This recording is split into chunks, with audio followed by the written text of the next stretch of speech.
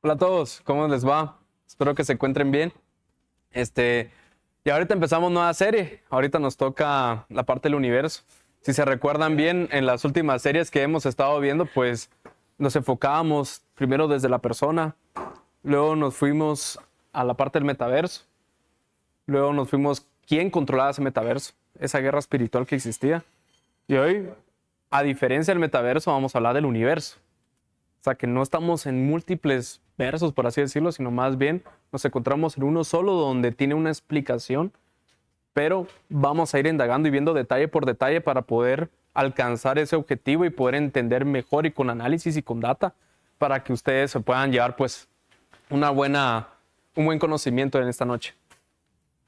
Entonces, esto se llama Vida en el Espacio, nuestro primer episodio. Les presento un poquito de cómo va a estar el contenido durante toda la serie. Vamos a comenzar ahorita en julio y terminamos para septiembre. Ahorita este primero que se llama Vida en el Espacio y después entender si hay otros mundos. Luego nos iremos a hablar del Cinturón de Orión y por qué tantas civilizaciones se enfocaban en el Cinturón de Orión. Luego vamos a hablar de la invasión, la famosa invasión que vemos en películas, que Hollywood nos enseña un montón. Realmente vamos a tener una conquista. Es más, Donald Trump ya está anunciando que pudiéramos llegar a tener una conquista espacial y por eso es que creó una fuerza espacial, por cualquier cosa que venga que no sea nuestro planeta. Por último, vamos a tener estas dos, que la diferencia es que uno es cómo funciona el sistema espacial por completo y la última es cómo está desempeñada esta jerarquía espacial y cómo se está ejecutando hasta el día de hoy. Entonces no se lo van a perder porque después de esto, vamos a tener un retiro después que se va a llamar Campamento Espacial, donde vamos a tener todo este resumen de todo lo que hicimos aquí. Lo vamos a hacer en Mushbal, donde hay un gran terreno y vamos a tener todos los donde vamos a tener kits espaciales y todo como que fuéramos niños, pero nos vamos a pasar alegre ahí. Entonces, para empezar un poquito de este tema, si hay vida en el espacio, vamos a empezar con un tema importante, que es la lógica, ¿verdad? Vamos a usar la lógica hoy porque es importante entender y cuestionar la cosa que el mundo hoy nos dice. Dice, ¿qué es la ecuación de Drake? ¿Alguien sabe quién es Frank Drake? ¿Alguien? No. Bueno, hoy les cuento quién es mi amigo Drake.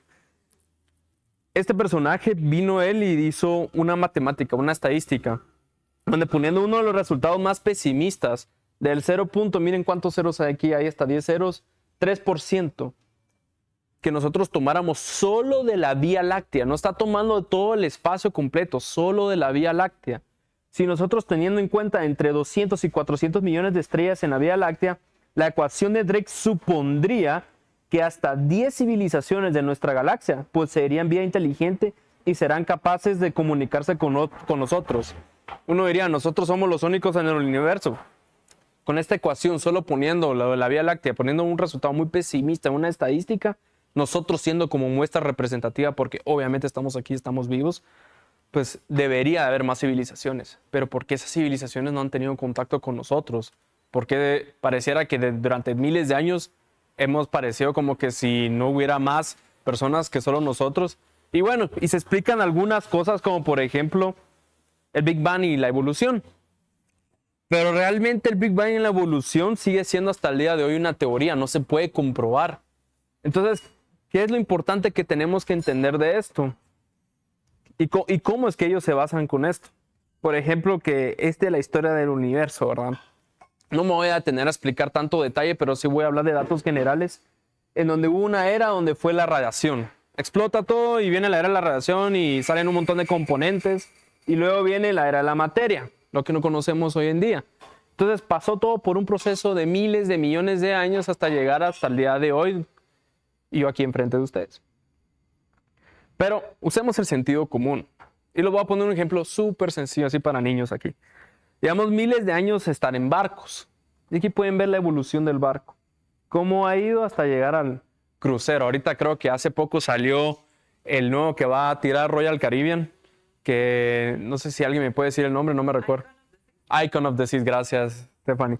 Sí, dice que va a ser todavía 10 veces más grande que el Titanic. Y como 5 veces más pesado, una cosa así, es impresionante. Y eso obviamente lo pueden ver que no fue como una cosa de un día para el otro.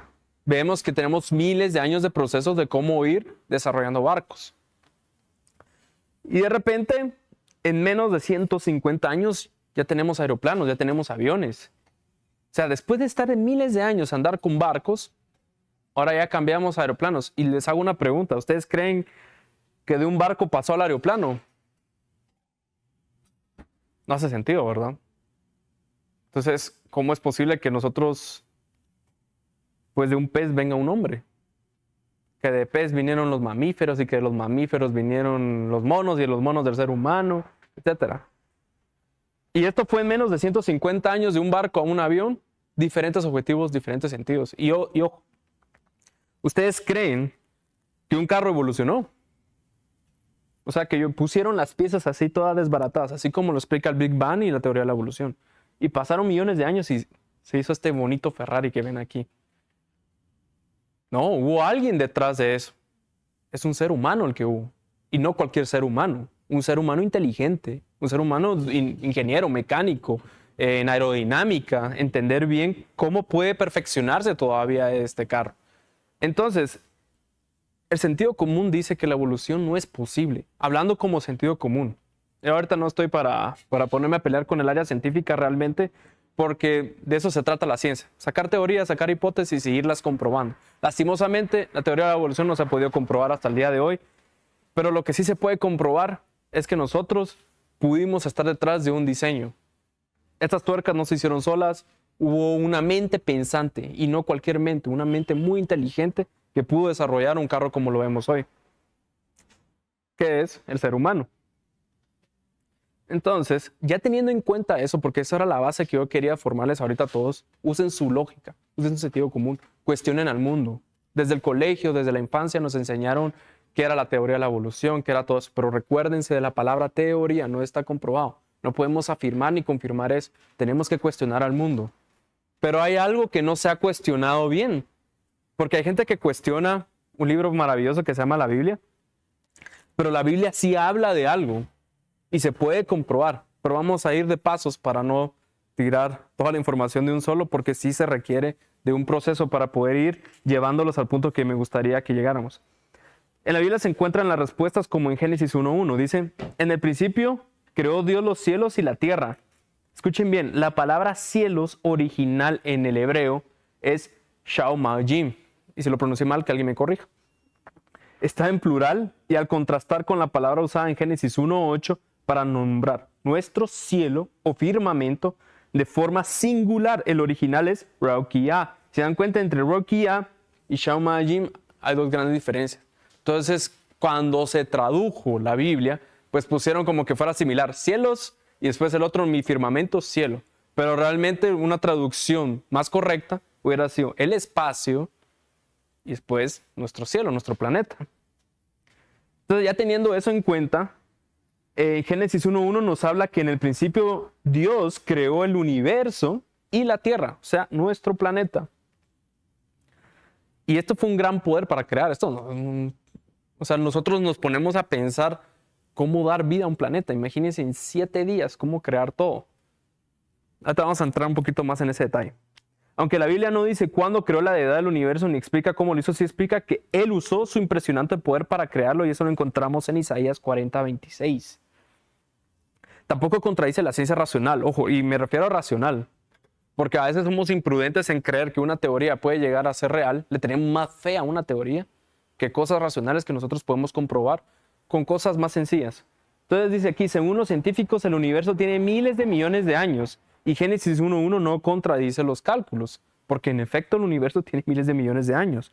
Pero entonces, ¿qué pasa con el planeta Tierra? Porque según la Biblia, lleva solo 6,000 años de existir. Y en efecto, dice que la historia de este planeta empieza entonces en Génesis 1:2, con un planeta vacío, o sea, el planeta ya estaba sin formas de vida hasta ese momento. Ese planeta estaba cubierto totalmente por agua hasta que fue visitado por Dios para ordenarlo y llenarlo con formas de vida. Porque decía que en el principio no había nada, todo era oscuro, y era nada, decía que el Espíritu Santo se movía entre las aguas y empezó a crear todo. Entonces, una cosa impresionante. Entonces, y otros planetas también ya existían. Lo que los científicos no saben es sobre la vida exterior y anterior a que nuestro mundo fuera llenado con formas de vida. ¿Por qué no sabemos de esas otras formas de vida? Dicen que planetas más similares a nosotros se encuentran en miles de millones de años luz. ¿Por qué tan lejos? Si se pudo dar vida aquí, La probabilidad es que debería poderse haber dado vida en otro sistema solar cercano. Pero ¿por qué tan alejados de otros planetas similares? Bueno, aquí tenemos una muy buena explicación y es en Apocalipsis 12, 7, 8. Dice que nos habla de una guerra realizada fuera de este planeta hace muchísimo tiempo atrás, así como Star Wars. Antes hubo una gran guerra hace miles de millones de años en una galaxia muy distante, ¿verdad? Sí, así como en las películas de ciencia ficción, un ser no tan común con alias como el diablo, que diablo significa el que se opone. O sea que cuando le escuchen y les digan a alguien sos diabólico, tranquilos. Solo le están diciendo que es el rebelde, el que se opone. Y el otro es como Satanás, el engañador. También Satanás significa engañador.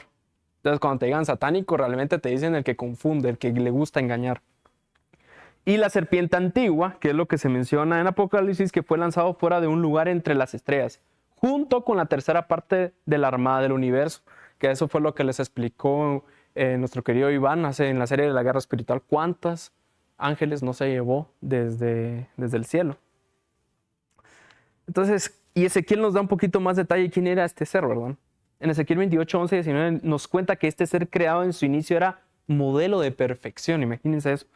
Lleno de sabiduría, hermoso, con una armadura de oro llena de piedras preciosas. Dice que era un querubín protector, el más importante de todos ellos, 7 según evidencias bíblicas y también según la tradición judía, y que fue puesto en el monte de Dios. Pero a causa de su belleza y en su corazón surgió una idea de que era más importante lo que realmente era.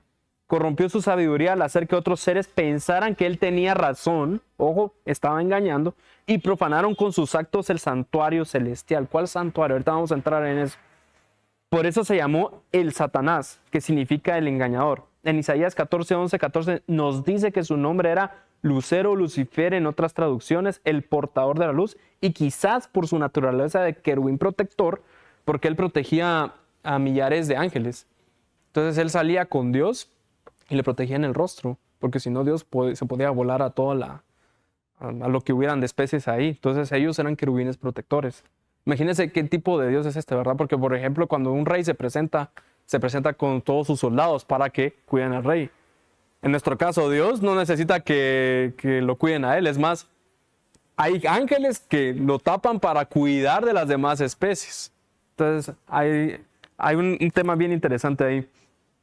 El texto revela que en su corazón pensaba ser como la deidad. Quería poner su trono, quería gobernar el universo y recibir adoración, más allá de las estrellas en el monte de la reunión, hacia el norte del universo. El monte de la reunión hacia el norte del universo.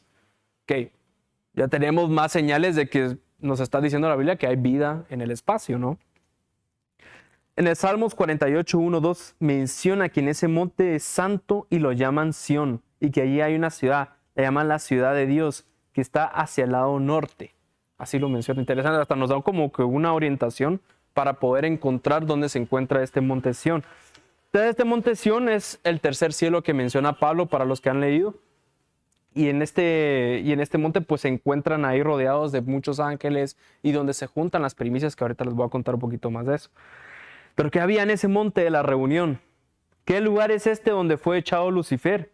¿Y reunión de quiénes? Bueno, en el Salmo 52, 4 menciona que desde Sión el monte santo convoca a los cielos, a los habitantes del universo, para una reunión. Ya veremos más adelante de qué se trata esta reunión. El libro de Job, imagínense, un libro poético. El libro de Job nos cuenta de una de esas reuniones que se llevaban a cabo en ese lugar. Un día vinieron a presentarse delante de Jehová los hijos de Dios, entre los cuales vino también Satanás. Eso lo encontramos en Job 1:6. O sea, los hijos de Dios. También otro mencionan las primicias. Imagínense eso. No menciona ángeles como tal, porque ángel ya recordamos que la palabra ángel es mensajero. Entonces aquí no era ángeles como tal, eran los hijos, las primicias, y eran miles de millones. O sea, que eso nos quiere decir que son miles de millones de planetas. En 1 Juan 3:2 dice que somos hijos de Dios, y en Hebreos 4:16 dice que podemos acercarnos al trono de Dios, pero nosotros lo hacemos a través de la oración. El problema radica que el verbo usado en el hebreo en el original de Job 1:6 para presentarse, que es esta la palabra en hebreo, yatzab, denota una presencia física, corporal, frente a frente. Quiere decir que viajaron desde donde estaban hacia donde vive la deidad. O sea, es impresionante que según lo que cuenta la Biblia, todos estos seres del universo llegan a este monte de la reunión y se encuentran frente a frente con Dios y las demás especies del universo. Cosa que nosotros no podemos lograr solo a través de la oración.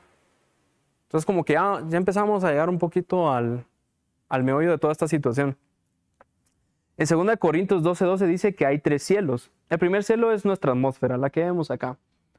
El segundo cielo es lo que vemos de noche con todas las estrellas, constelaciones y el espacio. Todo lo que conocemos, la Vía Láctea, las galaxias, todo lo que el Weber ha tomado fotos. Y el tercer cielo es el lugar donde la deidad vive. Es un lugar para nosotros desconocido, cosa que no podemos ver con nuestros ojos. Es un lugar que probablemente, y digo probablemente, aquí estoy especulando, sale de fuera de la esfera de la creación porque es donde vive Dios, ¿no? Dios hace todo, mas no es parte de su creación, porque si Él fuera parte de su creación sería otro ser creado. Entonces Él sale de esta esfera y por eso es un tercer cielo. Interesante esto, ¿verdad? Entonces, la estrella más cercana de la constelación de Orión está a 800 años luz. Quiere decir que 800 años viajando a la velocidad de la luz, si nosotros, por ejemplo, Usain Bolt, o sea, la velocidad de la luz es de 300,000 kilómetros por hora. El hombre más rápido del mundo, Usain Bolt, solo puede recorrer a 0.01 kilómetros por segundo. Pero estos hijos de Dios sí pueden ir y presentarse físicamente delante de la deidad. Imagínense, nosotros si ni siquiera podemos llegar al cinturón de Orión, nos morimos en el viaje, esta gente viene y se presenta como si nada con Dios. Entonces en Job 38:4-7 nos da más luz sobre quiénes son estos hijos de Dios. Y le hace la pregunta Dios a Satanás, ¿dónde estabas tú? Perdón, a Job, ¿dónde estabas tú cuando yo fundaba la tierra? Cuando lavaban todas las estrellas del alba, aquí se refiere a los ángeles, y se regocijaban todos los hijos de Dios. O sea, estaban los ángeles y los hijos de Dios, y todos se regocijaban en el momento que Dios estaba creando este planeta. Las estrellas que cantaban, según Apocalipsis 12:4, representan a los ángeles, pero dice que había hijos de Dios allí alegrándose al ver la creación de nuestro planeta. Imagínense, es como echar porras por otro lado, ¿verdad? Así como, mira, van a poner vida en Marte. ¡Hey! Aquí los seres de la Tierra estamos felices. ¿Qué tipo de creación va a hacer Dios ahí? Entonces todos nos alegramos por ver eso. Entonces queda claro que estos hijos de Dios no son seres humanos, porque ellos ya estaban cuando la Tierra aún estaba siendo llenada de vida. O sea, si lo queremos ver, aliens extraterrestres, etc.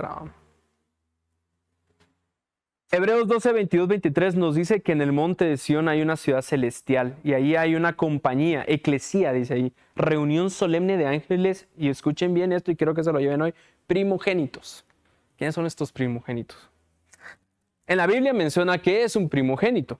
Por ejemplo, el concepto humano que se tiene es de primogénito, es el primer hijo que nace, pero bíblicamente el concepto es otro. Miremos un poco. Adán tuvo 3 hijos, pero el que se llevó la bendición fue el menor, Set. Él era el primogénito. Isaac tuvo 2 hijos, pero el de la representación y bendición también fue el menor, Jacob. Isaí tuvo varios hijos, 7 creo que fueron en total. Pero el del reinado y la bendición fue David, el menor de todos. El rey David, el famoso rey David. La palabra original en griego para primogénito es prototoko.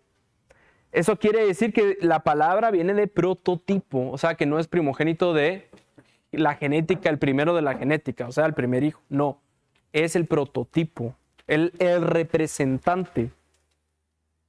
Entonces ya vamos entrando mejor a esto, van a ver. En este caso, un primogénito no es el primero que nace, un primogénito es el jefe, el representante, el más importante. Entonces, en este monte de la reunión, donde todos se reunían, todos los planetas, ustedes solo imagínenselo cómo está aquí. Aquí les puse una foto de Star Wars cuando se juntaban todas las naciones en el imperio o la república. Y entonces, algo así es este lugar donde está en medio Dios. Y en el monte Sion, en ese monte de la reunión, en esa ciudad celestial, al norte del universo, los que llegan a presentarse delante de la deidad son los líderes de los planetas, los primogénitos, los representantes de los mundos. Es como una cámara de senadores del universo. Entonces, en Apocalipsis 5:11 y en Daniel 7:9-10 dice que millares de millares sirven o atienden a los que llegan y millones de millones asisten a la reunión. Un representante por cada planeta habitado. Entonces, aquí ya se responde, no estamos solos en el universo. Son millares de millares, millones de millones. Uno por cada planeta. Entonces nosotros, ¿por qué no conocemos a nadie, verdad? Porque nadie se ha comunicado con nosotros, aunque sea hacernos un wave por ahí, hola, nada. Entonces, ¿qué está sucediendo aquí? ¿Cuál es el contexto de todo esto? Entonces, un día vinieron a presentarse delante de Jehová los hijos de Dios, entre los cuales también llegó Satanás. Esto lo encontramos en Job 1:6. ¿Y por qué Job 1:6 dice que entre esos hijos de Dios llegaba Satanás? ¿Que no había sido expulsado Satanás de ese lugar de la reunión? Regresemos un poquito al Génesis. En Génesis 3 nos cuenta la historia de la caída de los primeros seres humanos que habitaban en este planeta, de cómo Eva fue engañada por Satanás, el engañador, para que desconfiara de lo que Dios les había dicho, como lo hizo en otro lugar del universo antes. Por eso es que se llevó la tercera parte de las estrellas, tercera parte de los ángeles, porque ya los había engañado una vez y aquí lo volvió a hacer. Pero el objetivo real no era Eva, era Adán. Esto está en Génesis 1:28. Nos dice que Adán era el gobernador de este mundo. O sea que si caía Adán, caía todo el planeta, porque él era el primogénito, el representante. Entonces, una silla en ese monte de la reunión era para Adán. O sea, Adán se tenía que presentar ahí como yo soy el representante del planeta Tierra. Oh no, pero he caído, entonces ya no puedo ir. Si pasaba, y tenía que pasar la prueba, obviamente, la de la manzana, y no la pasó. Ya estamos aquí, ¿no? Pero Adán cayó en el engaño y al hacerlo se dio los títulos de propiedad de este mundo a un ser que no era de este mundo. Por eso Satanás pudo volver a entrar al monte de la reunión y por eso cuando el Señor le pregunta, Dios le pregunta, ¿de dónde vienes en Job 1:7? Como otra forma de preguntarle, ¿a qué planeta representas tú? Así como, ¿y tú quién sos, verdad? Cuando miramos a alguien en una fiesta, ahí como, ese no es un invitado. Exactamente, ¿cómo entró? ¿De dónde consiguió invitación? Se la robó a Adán, ¿verdad? Entonces le pregunta, ¿a qué planeta representas? Y le contesta que iba a recorrer la tierra, como diciendo que le pertenecía. Entonces ahí está Satanás, ¿verdad? Todos están listos para empezar la reunión y entonces entra Satanás y se escucha un barullo. Es el engañador. ¿Qué hace aquí? ¿Cómo dejaron entrar aquí al opositor? Ya sabemos que se hace pasar por representante de nuestro planeta en esa asamblea del universo. En Apocalipsis 12:10 dice, una voz de los asistentes dice que lo que Satanás hacía era acusar a nuestros hermanos. Es decir, estos son como yo, pecadores. Por eso ese planeta me representa y merezco tener ese planeta. Porque yo soy su Dios y los acuso a todos porque todos son igual de pecadores que yo. A lo cual Dios le responde, ¿has visto a mi siervo Job? Pobrecito Job, de verdad, pero ahorita vamos a entrar un poquito más a profundidad. En plena acusación estaba cuando Job en 1:8 nos cuenta que Dios le pregunta, ¿ya viste a mi siervo Job intachable, recto, temeroso de Dios, apartado del mal? Entonces el pobre Job, pues, a los que ya conocen la historia y a los que no, pues él pasó por eventos de seres desafortunados. O sea, él no podía morir porque Dios le prohibía a Satanás matarlo. Entonces, ¿qué pasó Job? Perdió a todos sus hijos en un día. En un día perdió a todos sus hijos. En un día todas sus finanzas se fue a la quiebra. Se quemaron sus montes, se murieron todo su ganado. O sea, se hizo pobre, perdió a su familia y peor aún, le dieron unas enfermedades terribles, pero no podía morir. Tenía unos temas dermatológicos que hoy en día no recuerdo cómo se conocen, pero son un tipo de ronchas que dicen que duelen. Dicen que alguien que ya lo sufrió, dice que con tener 3 ya es suficiente sufrimiento. Y decían que Job estaba desde la punta de la cabeza hasta los pies con esas ronchas. Solo para esperar a ver en qué momento negaba a Dios. Y dice Job, bendito sea el Dios del cielo, porque desnudo vine y desnudo me iré de este planeta. Nunca maldijo a Dios. Es más, tanto así que se maldijo a él mismo, lo cual también es pecado porque tú no sos Dios para juzgarte a ti mismo. Por eso después Dios se aparece en un torbellino y le habla. ¿Tú sabes de lo que está sucediendo? Y Job obviamente no sabía nada de eso, ¿verdad? Obviamente lo dice de otra forma más poética dentro de la Biblia, pero prácticamente le dice eso. Tú, Job, ¿dónde estabas cuando yo creaba todo esto? ¿Qué sabes tú de lo que está sucediendo? Entonces Job se quedó así como, ok, ahora te he visto. Ahora creo, él ya creía, pero ya al momento que vio a Dios dijo, no, esto sí es cierto. Y después le empieza a decir a Dios a Job, ¿qué fue lo que tú perdiste? Perdí, digamos que 10 vacas, porque no recuerdo cuánto era lo de las vacas. El doble. ¿Cuántas tierras perdiste? Tantas, el doble. ¿Y tus hijos cuántos perdiste? 7, te vuelvo a dar otros 7. Y dice que sus hijas fueron las más hermosas del mundo, las de Job. Entonces es interesante porque Dios todavía recompensa a Job porque diciendo, tú no sabes la prueba que acabas de pasar. Imagínense el Satanás cómo quedó de humillado enfrente de todo este monte de reunión donde dice, ese no te pertenece, es porque todavía el planeta Tierra tiene esperanza. Entonces Job quería saber por qué le pasó lo que le estaba pasando, pero ni siquiera ustedes ni yo, miles de años después, entendemos nuestro mundo a cabalidad. Entonces esto nos lleva a qué es el problema. ¿Cuál es el problema que está sucediendo ahorita? ¿Por qué no podemos viajar a esos lugares? ¿Por qué no podemos convivir con esas otras especies? ¿Por qué Satanás usurpó este planeta? Pero fue cosa de él, pues, no cosa mía. Pero es mi representante, sí, pero al final yo no creo en él, yo creo en Dios. Pues.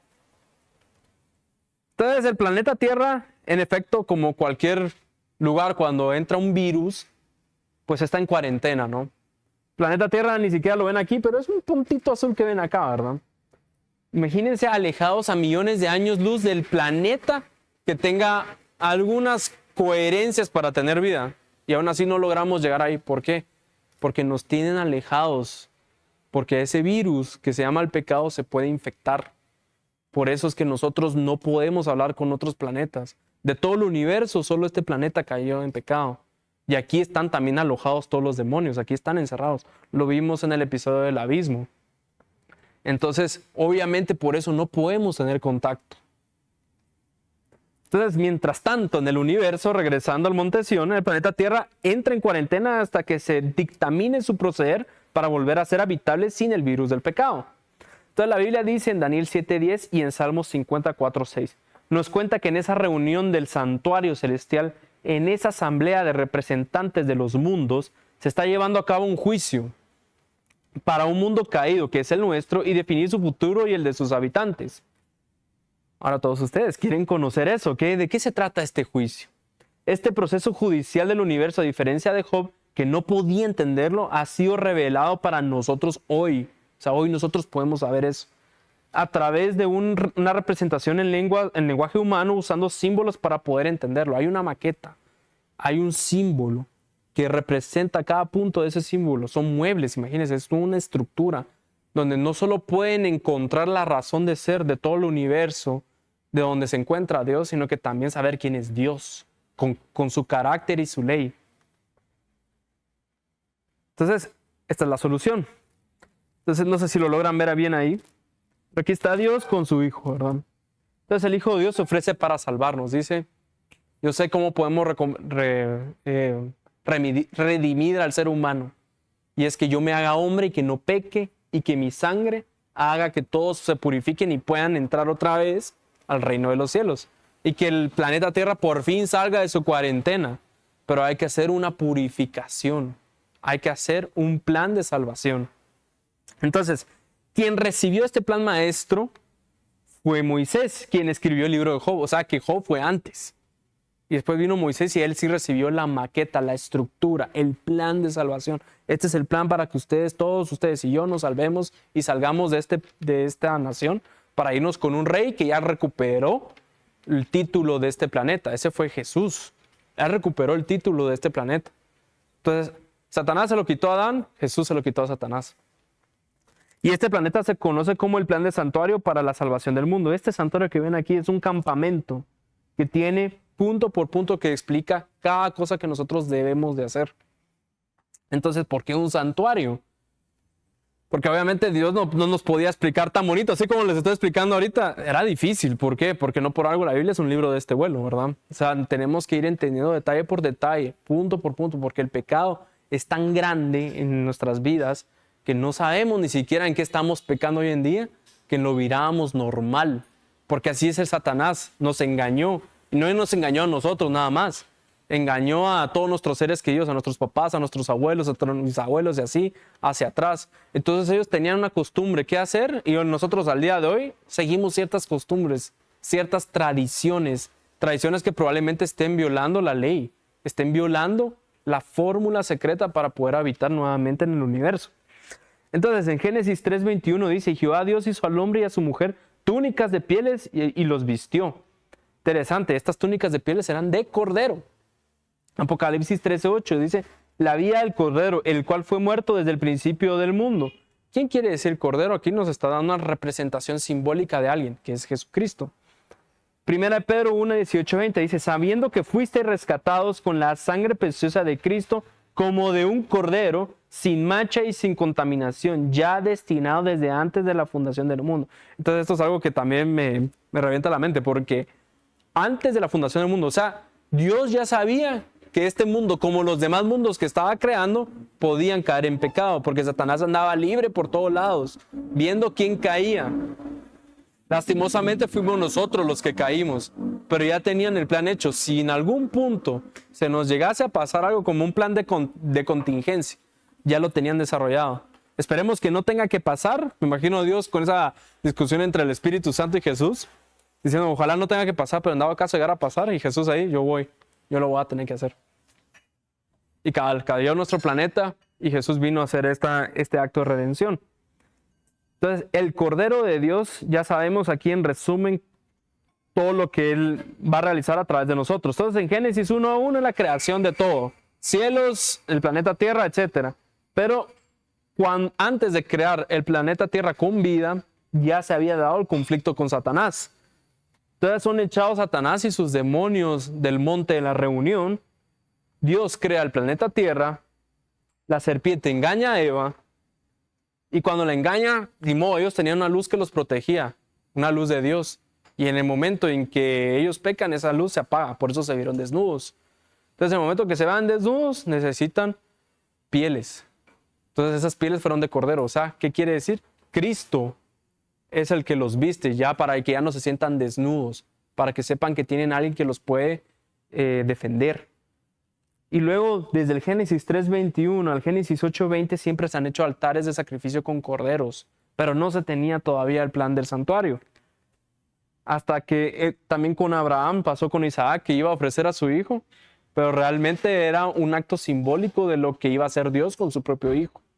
Por eso es que después el ángel agarra la mano a Abraham cuando ya iba a acuchillar a Isaac y le dice, no a tu hijo, un cordero. Nuevamente regresamos al cordero. En Éxodo 8:27 ya se hace un santuario donde se explica bien cuál es la función de este cordero dentro de esta maqueta, dentro de este templo. Entonces dice Dios en el Éxodo 26:30, y construye el santuario conforme al modelo que te fue mostrado en el monte Sinaí. Entonces, resumiendo, tenemos un problema, es el pecado. ¿Cómo no lo quitamos? Si no nos quitamos, no podemos entrar al reino de los cielos. Hoy por hoy necesitamos visa, no tenemos visa, tenemos que entrar. Entonces, Dios nos dice, ok, yo te quiero dar una visa y el que te la va a pagar va a ser Cristo. Pero antes quiero que entendas algo, quiero que entendas esta maqueta y los planos punto por punto. Porque si no, cualquiera podría ser Cristo, pues. ¿Quién quita que aquí Gabriel diga, yo doy mi vida por vos, Jorge, y con eso sos salvo? Yo le creo. Pero ¿cuál es el detalle? ¿Cuál es la función? ¿El por qué? ¿Y cuál es el objetivo? Aquí en estos planos nos los explica y nos da la solución, que es este santuario que ustedes ven acá. Pero antes de eso, ¿qué es el pecado? El pecado es transgresión de la ley, desobediencia a Dios, saber hacer lo bueno y no hacerlo. Por cuanto todos pecaron y están destituidos de la gloria de Dios, eso lo encontramos en Romanos 3:23. Estamos destituidos no solo de su gloria, sino de pertenecer al espacio. Entonces la Biblia dice, Éxodo 25:8-9, me harán un santuario y habitaré entre ellos, conforme a todo lo que yo te muestre, el diseño de la morada y de sus utensilios. O sea, cada detalle es importante. Así lo haréis. Éxodo 26:30 dice, y construye el santuario conforme al modelo que te fue mostrado en el monte. Y en Hebreos 8:5 dice, los cuales sirven a los que es figura y sombra de las cosas celestiales. Ya quedamos que las celestiales es el universo, el espacio, los planetas.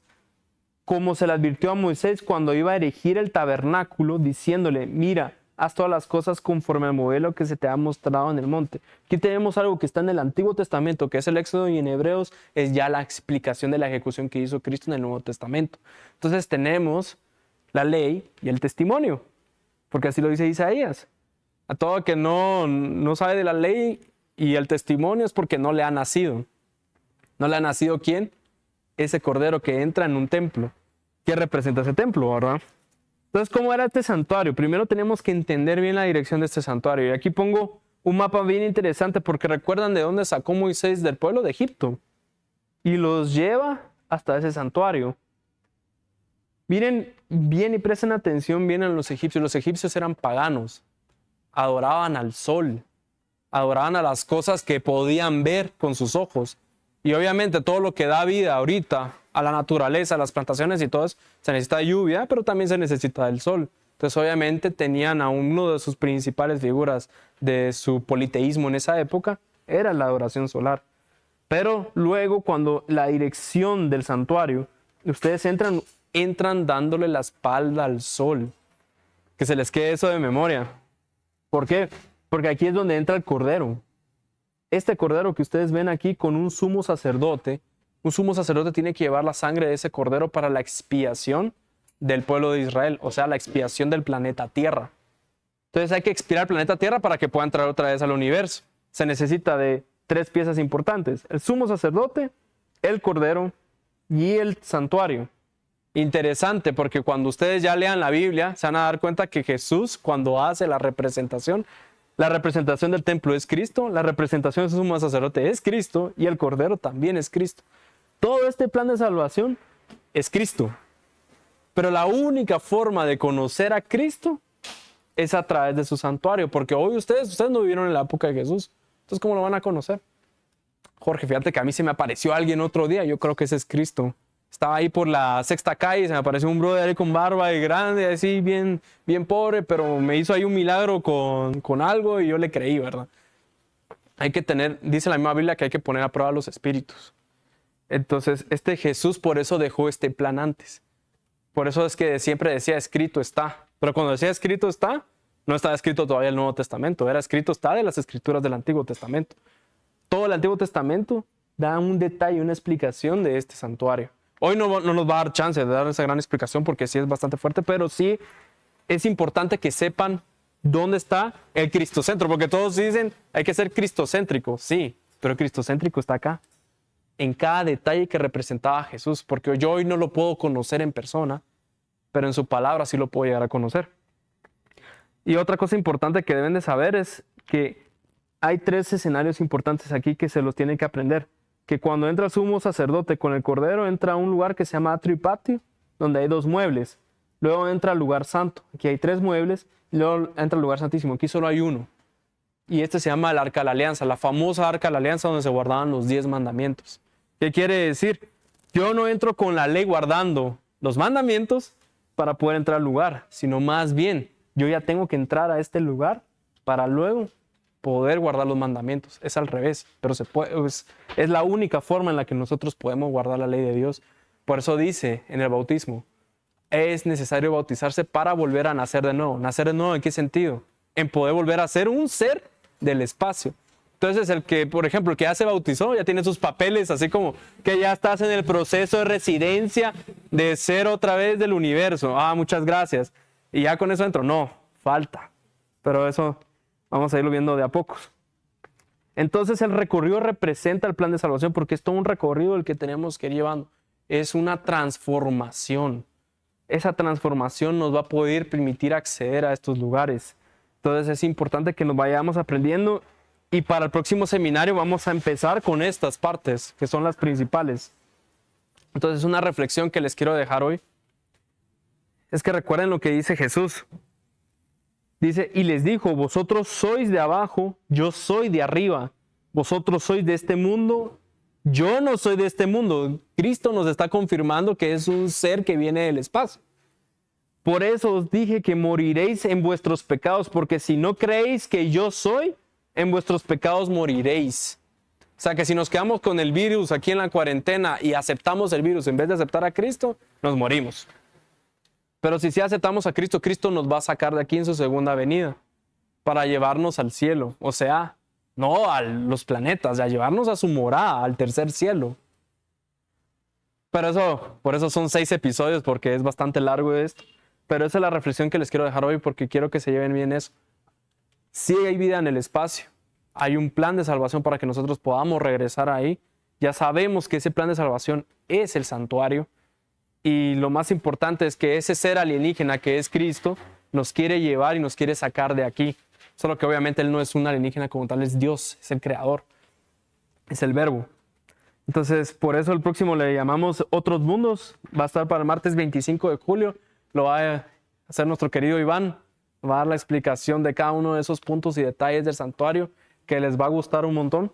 Y también entender mejor cómo se conforman esos otros mundos y personas que ya han contado visiones de lo que han visto esos otros mundos por medio de ángeles. Cosas bíblicas. Entonces, nada, ¿hay una pregunta, algún comentario?